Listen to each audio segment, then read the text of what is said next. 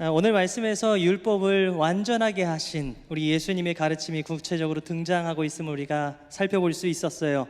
이 본문에서 예수님의 가르침, 바로 그 주제가 살인과 간음에 대한 문제였었어요. 먼저 예수님은 10계명 중 6번째 계명인 살인하지 말라라는 그 계명에 대해서 말씀을 하셨어요. 전통적으로 살인하지 말라라는 계명은 매우 엄중한 계명이었습니다. 왜냐? 사실 생명의 주인이 우리 하나님이신데 그런 하나님이 주신 생명을 파괴하는 거, 이게 큰 죄가 되기 때문이에요.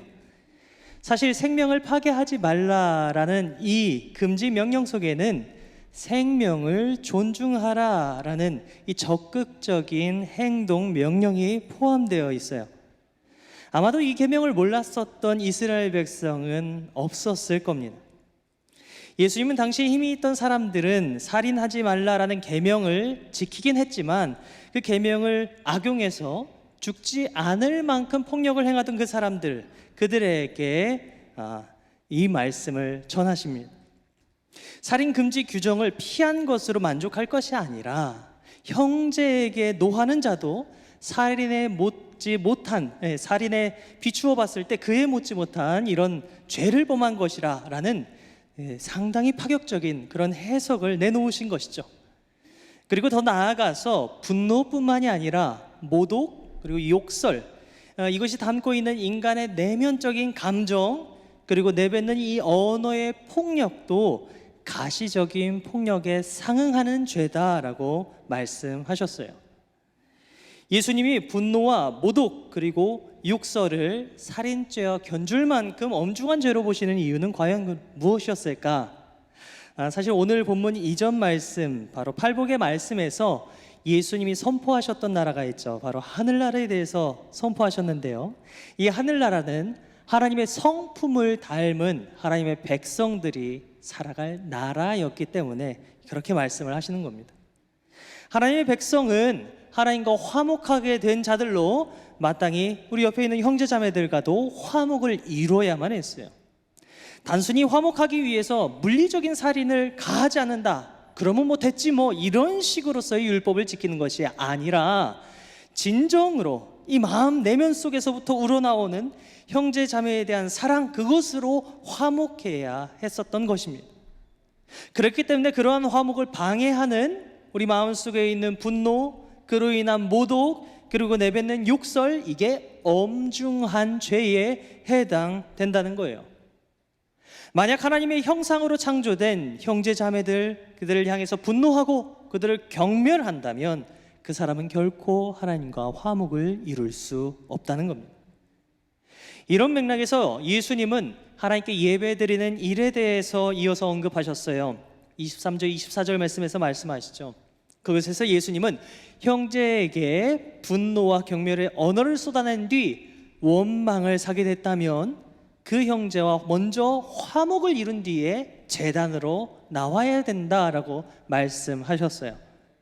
예물을 두고 화목을 먼저 이루는 것이 우선이라고 하시는데요, 그 이유는 하나님께 예물 드리는 이 예배가 하나님과 화목을 전제하고 있기 때문입니다.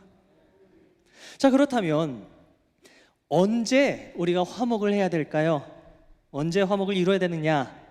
천천히 나중에 느긋하게 그렇게 화목을 이룬 뒤에 예배를 하면 되는 것인가? 오늘 본문 25절 26절 말씀에서는 그렇지 않다고 이야기하고 있습니다. 여기서는 화해의 시급성에 대해서 말하고 있어요. 이 말씀에서 그리고 있는 상황은 누군가 자신을 고발한 자와 함께 길을 가고 있는 그런 상황입니다. 우리식으로 쉽게 풀이해서 이야기를 하자면 소송이 걸렸어요. 그래서 소송으로 그 사람과 함께 법정에 가고 있는 그런 와중인 거예요. 함께 가고 있는 그 길, 바로 이 길은 어떤 길인가요? 마지막으로 화해할 수 있는 기회의 길인 것입니다. 자, 그래서 25절에서는 급히 사화하라. 법으로 처리할 일 있으면 개인 간에 얼른 이 사이좋게 풀어버려라 라고 이렇게 이야기하는 것이고요, 26절 말씀에서는 그렇지 못할 경우에 겪게 될 손해에 대해서 말하고 있는 거예요. 자, 이어서 27절로 37절 말씀, 간음에 대해서 예수님이 말씀하십니다. 이렇게 말씀하시죠. 간음하지 말라 하였다는 것을 너희가 들었으나 나는 너희에게 이르노니. 자, 여기서 간음하지 말라, 이것도 10계명 중 7번째 계명에 해당되는 말씀입니다. 이 또한 이스라엘 백성이라면 모를래야 모를 수 없는 그런 계명이었어요. 당시 이 유대 사회에서 간음은 합법적인 결혼의 이 울타리를 벗어나서 하는 성관계를 의미했어요. 예수님은 여기서 이 마음의 음욕을 품고 여자를 바라보는 것 그 자체가 간음이라고 확장해서 해석을 하셨어요. 꼭 행동의 결과로 드러난 간음만이 아니라 이 마음에서 나오는 음욕 자체가 간음이라는 것입니다. 왜 예수님이 이렇게 확장해서 말씀하셨을까요? 사실 겉으로 드러나는 범죄는 결과일 뿐입니다. 그 결과의 원인이 되는 것은 바로 무엇의 문제입니까? 바로 마음의 문제이기 때문이에요. 이 또한 앞서 왔었던 살인에 대한 말씀과 빗대어 볼 때 살인하지 않을 정도의 폭력이 정당화될 수 있었기 때문에 예수님은 당시 이 율법의 울타리를 훨씬 뛰어넘는 내면의 질서를 선포하신 겁니다. 간음도 마찬가지였어요. 간음이라는 결과로 드러나지 않을 정도의 음욕, 탐냄, 이게 정당화돼서는 안 됐던 겁니다. 그래서 율법을 새롭게 선포하셨던 것이죠. 자, 그런데 이어서 보니 29절, 30절 말씀, 눈을 빼어버려라, 손을 찍어버려라 라는 말씀이 이어서 나오는데 우리가 이 말씀을 어떻게 받아들여야 할까요? 이 말씀은 하늘나라에 사는 바로 제자들, 우리들에게 어울리지 않는 삶의 방식이 있다면 그거 과감하게 잘라내버려야 된다라는 것으로 그렇게 강조한 표현으로 우리가 바라볼 수 있습니다. 당시 바리새인들이 지켰던 율법의 행위는 사실 매우 엄격했었어요. 하지만 그렇게 단순히 율법을 지킴으로 사람이 의로워지는 것은 결코 아닙니다. 율법을 지키는 행위가 사람을 거룩하게 하는 것이 아니라 거룩하신 하나님의 성품을 내면화하고 그것을 삶으로 드러내야 비로소 거룩한 사람이라고 이야기할 수 있는 거겠죠. 자, 그렇기 때문에 거룩하지 못하게 했던, 우리 마음속에 품었었던 우리 안의 시선, 그리고 거룩하지 못한 삶으로서의 이 손, 우리의 행실, 그것을 과감하게 내어버리고 내면의 거룩함으로 하늘나라의 신앙 윤리를 따르라는 주님의 가르침이 강조된 표현이라 우리는 이 말씀을 바라볼 수 있을 겁니다. 우리는 지금까지 살인하지 말라는 계명과 간음하지 말라는 계명을 새롭게 해석하신 예수님의 가르침을 살펴보았어요. 당시 이 말씀을 전해 들었었던 많은 이스라엘 백성 중에 살인하지 말라, 간음하지 말라 모르는 사람 단 한 사람도 없었을 겁니다. 그럼에도 예수님이 이 계명을 다시 언급하시면서 많은 사람들에게 말씀하셨던 이유가 무엇일까? 당시 이스라엘 백성들이 진정한 율법의 의미를 이해하지 못했고 또 그것을 내면화해서 이 진정으로 마음속에서 우러나오는 대로 이렇게 지키지 않았기 때문이었던 것이죠. 당시 이스라엘 백성은 살인하지 말라라는 이 율법의 문자적 의미를 넘어서지 못했고 기계적인 순종에만 머물러서 타인의 인격과 존엄성을 너무나도 쉽게 파괴했습니다. 한 예로 그들은 10계명 외에도 지켰던 율법이 있는데 그중에 구전율법이 정말 많이 있었어요. 그런 구전율법들이 자신들은 그런 율법까지도 잘 지킨다 그러면서 스스로를 의롭다가 그렇게 칭하고 그렇게 여겼었어요. 하지만 생업에 바빴었던 일반 사람들, 그 사람들은 바리새인들이 지키는 그 율법까지 다 지킬 수가 없었고요. 또 그 율법을 알려고 해도 알 수 없는 그런 상황에 있기도 했었습니다. 그러다 보니 어때요? 바리새인들 입장에서, 당시 종교 지도자들 입장에서는 저 사람들 율법도 제대로 잘 안 지키는 부정한 사람들, 죄인들이라고 치부될 수밖에 없었던 것이죠. 자, 이러한 맥락에서 예수님은 마태복음 15장 3절에서 바리새인들이 지키던 장로들의 전통을 뭐라고 얘기하시냐면요, 너희의 전통이다라고 폄하하셨어요. 그리고 이렇게 얘기하십니다. 너희의 전통으로 하나님의 계명을 범하느냐라며 꾸짖으셨어요. 하나님의 계명이 담고 있는 정신, 바로 그 내면의 질서를 온전히 세우셨던 것이고요, 내면의 질서 없이 행위로만 의롭다고 여겼었던 그런 위선적인 바리새인들을 비판하셨던 겁니다. 저는 오늘 말씀 묵상하면서 어쩌면 우리 안에도 당시 이스라엘 백성들, 그리고 그들 중에 하나였던 바리새인들과 같은 그런 위선이 있지는 않은가라는 생각을 해보았어요. 이런 얘기 있죠. 아이고, 내가 아는 사람, 교회 다니는 사람 있는데 아유, 다른 사람들보다 더 난잡해. 저 사람 교회 다니는 사람이었어? 그런데 사업을 어떻게 저렇게 한대? 야, 교회 다니는 사람들이 거짓말을 더 밥 먹듯이 해. 이런 얘기 들어보신 분들 아마 계실 수 있을 겁니다. 저만 하더라도요, 결혼하기 전에 이 교회에 잘 다니시던 권사님께서 이 딸을 소개시켜준다고 그래서 만나봤었는데 나중에 알고 보니까 양다리더라고요. 제가 크게 뒤통수를 맞았었습니다. 제가 사역했었던 곳에서 재정을 담당하셨던 분이 제가 교회 사역으로 제 돈을 먼저 쓰고 청구를 하는데 이제 나올 돈을 일정 금액을 떼서 매월 그렇게 주시더라고요. 몰랐었습니다. 목사에게도 그런 일들이 있는데 우리 성도님들 안에서는 또 더하면 더하지 않았을까? 같이 신앙생활을 해나가는데 위선적인 성도님들 주변에 있어서 더 많은 어려움 겪지 않으셨을까라는 생각도 들었습니다. 사실 교회에 다닌다고 다 그리스도인은 아닙니다. 그렇기 때문에 이런 위선이 있을 수 있습니다. 하나님의 성품을 담고 거룩한 삶을 살아야 하는 게 우리인데요, 사실 우리 주변에 그것을 목적으로 교회에 나오지 않는 분들이 더러는 있다는 것이죠. 가령 이런 겁니다. 우리 주변에는 가족들 그리고 직장 상사의 눈치 때문에 어쩔 수 없이 교회에 나오시는 분이 계실 수 있어요. 아유, 목사님, 저는 교회 억지로 나오는 거 아니에요 라며 스스로 안심하셔서도 안 됩니다. 왜 그럴까요? 사실 모든 기독교인들이 다 위선자이기 때문입니다. 위선, 사전적으로는 겉으로 착한 체함이라고 정의를 하죠.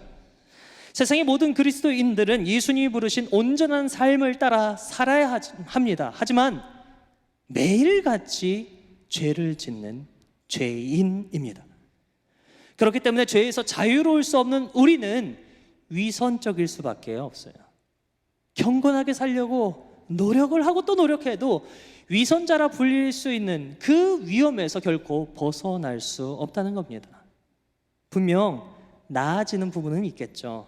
하지만 계속적으로 걸려 넘어지는, 이 죄에 걸려 넘어지는 게 바로 인간의 본성이기 때문에 정도는 달라도 모든 그리스도인들이 다 위선적인 모습을 갖고 있지는 않은가라는 생각이 들었습니다.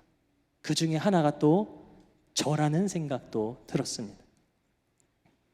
하지만 성경에서 예수님이 만났던 모든 사람들, 그들을 바라보면서 예수님이 너희 위선자야 라면서 정죄할 수 있었음에도 불구하고 그렇게 안 하시고요, 당시 바리새인들, 종교 지도자들, 그런 사람들의 위선에만 집중을 하셨던 것, 그것을 우리가 말씀에서 살펴볼 수 있는데 예수님이 그렇게 하셨던 이유가 과연 무엇일까 궁금했습니다.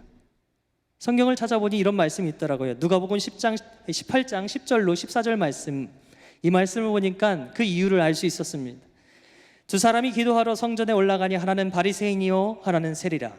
바리새인은 서서 따로 기도하여 이르되 하나님이여, 나는 다른 사람들 곧 토색, 불의, 간음을 하는 자들과 같이 아니하고 이 세리와도 같이 아니함을 감사하나이다.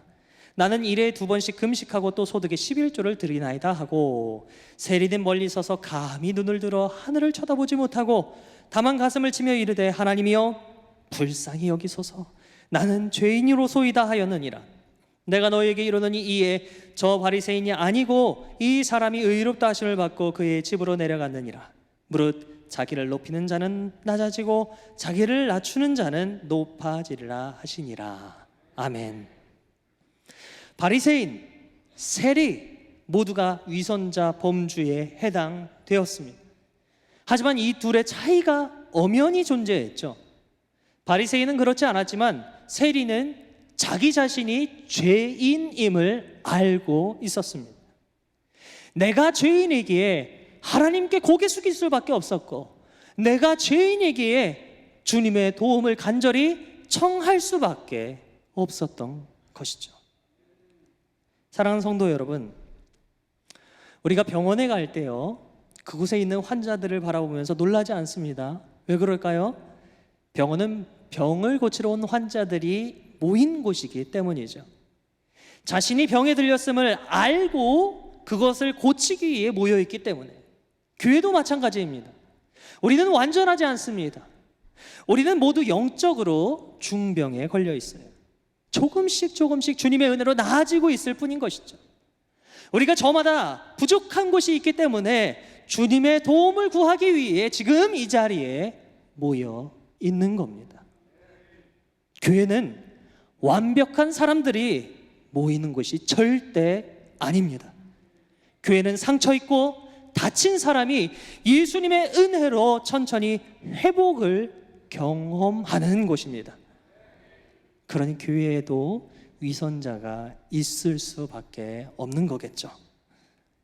당시 해석되던 율법과 그 사회법의 기준을 훨씬 뛰어넘은 예수님의 말씀은 죄인이라 치부되었던 사회적 약자들, 그들에게 위로와 힘이 되는 말씀으로 다가왔을 겁니다. 구전율법을 다 지킬 수 없어 상대적으로 죄인이 되어버렸던 그들에게 은혜의 말씀이 되었다는 것이죠. 그리고 구전율법을 지킴으로 우리는 의로와 그렇게 자부하던, 그렇게 깊은 죄성에 빠질 수밖에 없었던 바리새인들, 그리고 당시 종교 지도자들, 그들에게는 분명 자신을 돌아볼 수 있는 그런 기회가 될 수 있었을 거예요. 하지만 안타깝게도 우리는 말씀 앞에서 정작 자신들을 돌아본 바리새인들, 종교 지도자들이 얼마나 됐는지는 알 수 없어요. 그럼에도 불구하고 우리 하나님은 바리새인과 같은 그런 위선적인 바로 나에게 지속적으로 이 율법의 정신을 보여주셨습니다. 그리고 또 행하셨어요. 비록 위선이라는 이 덫에 걸려있는 우리지만 하나님은 율법대로 우리를 벌하지 않으셨고요, 우리에게 율법의 정신을 따라 나아갈 수 있도록, 그 거룩한 길로 나아갈 수 있도록 기회를 주셨습니다. 기다려주시고 또 기다려주셨던 거예요. 그렇게 우리를 사용하고 계시는 줄 믿습니다. 말씀을 한번 살펴볼까요? 성경 속에 나와 있는 아담과 하와를 생각해 보세요. 그들은 하나님의 말씀을 어기고 선악을 알게 하는 나무 열매를 먹었습니다. 너희 그거 먹으면 죽게 될 것이다, 정령 죽게 될 것이다, 하나님 그렇게 말씀하셨는데요, 그렇게 얘기하셨던 하나님이셨는데 하나님은 그들을 죽이지 않으셨어요. 도리어 그들에게 가죽옷을 입혀주셨습니다. 아브라함을 생각해 보세요. 그는 하나님의 말씀을 따라 믿음으로 길을 떠났던 믿음의 조상이었습니다. 믿음의 사람이었습니다. 하지만 그가 어땠나요? 자기보다 더 힘이 큰 사람, 힘센 존재 앞에서 자신의 아내를 팔아버릴 정도로 위선적인 사람이 아브라함이었습니다. 그런데요, 하나님은 그런 아브라함을 떠나지 않으셨어요. 그를 끝까지 사용하셨습니다. 야곱을 한번 생각해 보세요. 그의 마음에 탐심이 생겼습니다. 형으로부터 장자권을 뺏고 싶었어요. 형을 속입니다. 아버지를 속였어요. 나아가서 삼촌 라반을 속였습니다. 그렇게 위선적인 인물이 바로 야곱이었어요. 그랬던 야곱이지만 하나님은 그의 환도뼈를 치시면서까지 그의 옛사람을 죽이시고 하나님의 사람으로 새롭게 빚어 나가셨습니다. 바로 이스라엘로 거듭나게 하셨던 것이죠. 이게 바로 우리 하나님의 은혜인 줄 믿습니다. 이처럼 하나님의 마음과 그 마음이 담겨있는 율법은 생명을, 바로 우리를 위한 것입니다. 단순히 이 법의 문자적인 부분만 강조될 때요, 그 법은 오히려 의도된 취지에서 벗어나고 맙니다. 율법은요, 지배를 위한 도구가 아니에요. 약자를 보호하고 구원하는 자비의 도구입니다. 그리고 기준이 되어줍니다. 그래서 하나님은 위선적인 우리를, 죄인인 나를 벌하지 않으셨고 여전히 돌아올 수 있도록, 거룩한 길로 나아갈 수 있도록 기다려주시는 것이죠. 그리고 그 마음으로 예수님은 오늘 말씀에서 새 계명을 선포하셨던 거예요. 사랑하는 성도 여러분, 우리를 향한 하나님의 마음이 느껴지십니까? 새 계명을 선포하시는 주님의 이 말씀이 은혜로 다가오십니까? 이 시간 우리가 하나님의 마음과 은혜를 깊이 되새겨보면서 우리의 죄성을 진술하게 자복하고 회개해 주님의 말씀과 그 마음으로 더욱 거듭난 삶을 살아가는 우리 모두가 다 되시길 주님의 이름으로 권면합니다. 여기 주님의 말씀을 단순한 문자적으로 우리 눈과 입으로만 읽지 않고요, 가슴 그리고 몸으로 읽어낸 이들이 있어서 이들을 소개하고 말씀을 마칠까 합니다. 1886년 겨울 서울 정동에 언더우드 선교사가 있었습니다. 이 선교사 집에 낯선 사람들이 찾아오죠. 황해도 장현군 소래에서 올라온 이들이었어요. 1882년 만주에서 세례를 받고 들어온 서상륜이라는 분이 의주와 소래 그리고 서울을 오가면서 복음을 전했는데요, 그러다 보니 선교사들이 들어와서 복음을 전하기 전에 이미 저 세례 받겠습니다 라는 그런 신앙인들, 세례 지원자들이 생겼던 거예요. 그런데 선교사들이 와서 세례를 주길 기다리고 또 기다렸지만 당시 선교사들은 정부의 눈치를 보느라 선뜻 지방 선교에 나가지 못했습니다. 그래서 기다리다 못한 이들이 서울로 찾아왔던 거예요. 저희에게 세례를 베풀어 주십시오. 낯선 사람들이 다짜고짜 언더우드 선교사에게 찾아 말했습니다. 그러자 이 선교사님이 얘기하죠. 아니, 당신들이 누군지를 어떻게 알고 세례를 줍니까? 기독교에 대해서 알고 계십니까? 이 선교사와 소래교인 사이에 신앙 문답이 시작되었습니다. 그런데 이 소래교인들은 이미 3년이 넘도록 성경을 읽으며 신앙생활을 했던 터라 이 선교사의 질문에 막힘이 없었어요. 그래도 믿기지 않는 듯 이 언더우드 선교사가 의심의 눈초리로 바라보자 이 소래교인들이 입고 있던 이 두루마기를 벗어버리고 뒤로 돌아섰습니다. 그 등 뒤에는 하나같이 나무 십자가가 매여 있었습니다. 이게 뭡니까? 선교사가 물었죠. 그러자 그들이 답변했습니다. 우리는 이미 오래전부터 복음을 전해 듣고 세례 받기로 결심했습니다. 서울에 선교사님이 오셨다는 소문을 들었는데 기다리다 못해 이곳까지 왔습니다. 출발하기 전 성경 말씀을 읽다가 예수님께서 예루살렘에 올라가시면서 제자들에게 하셨던 말씀, 누구든지 나를 따라오려거든 자기를 부인하고 자기 십자가를 지고 나를 따를 것이니라 라는 이 말씀을 읽었습니다. 성경에서 예루살렘이 곧 서울이니 우리가 서울에 올라가면서 그냥 갈 게 아니라 자기 십자가를 지고 나를 따르라는 주님의 그 말씀을 따르는 것, 이게 옳다고 생각해서 각자 십자가를 만들어 지고 온 것입니다.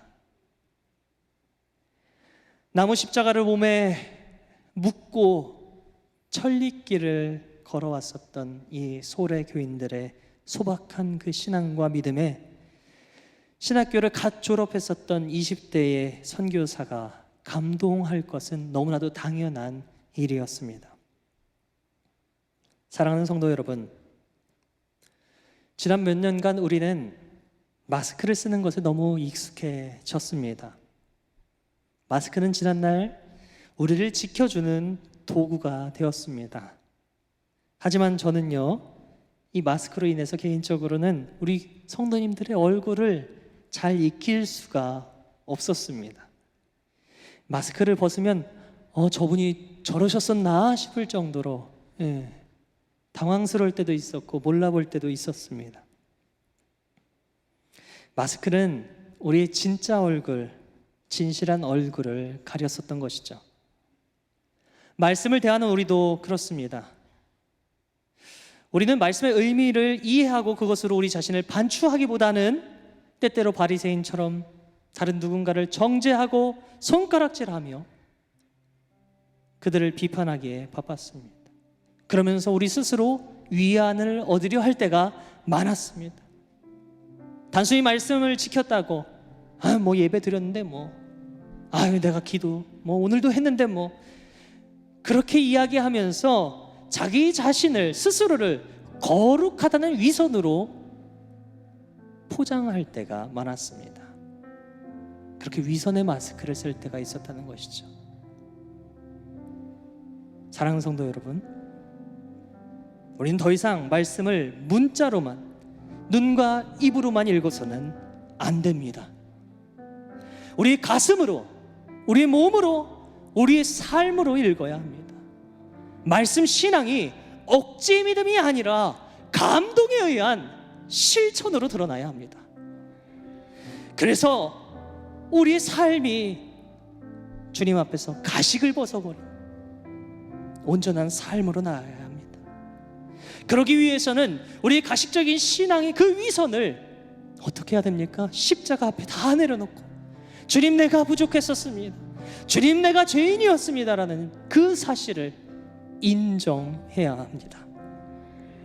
그렇게 할 때 우리 주님은 우리의 그 빈 마음에 찾아오시고 우리로 순전한 믿음의 삶을 살았던 그 선조들 같이 삶으로 감동을 주고 참 믿음을 증명할 수 있도록 죄인인 우리도 도와주실 줄 믿습니다. 바라기는 이 한 주 우리 위선을 벗어버리고 솔직하고 진실한 얼굴로 주님을 대면하며 우리 옆에 있는 형제 자매들을 대면하는 저와 여러분, 우리 모두가 다 되시길 주님의 이름으로 기도드립니다. 함께 기도하겠습니다.